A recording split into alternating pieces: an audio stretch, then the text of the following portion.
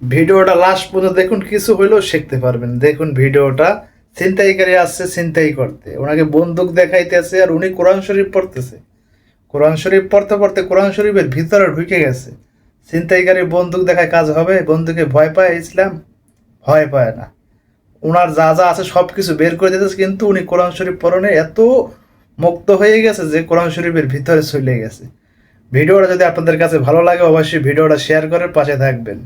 আর ভিডিওটা দেখতে থাকুন যে ভিডিওটার ভিতরে আসলে কি হয়। লাস্টে ছিনতাইকারী যা যা নিচে তা আবার ফিরিয়ে দিয়ে চলে গেছে, কারণ উনি দেখতেছে উনি আল্লাহর ইবাদত করতেছে, যে কারণে ওনাকে ছিনতাই করা ঠিক হবে না, যেই চলে গেছে খালি হাতে।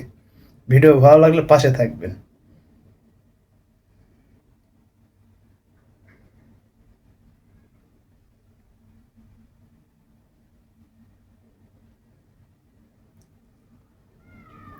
আল্লাহ।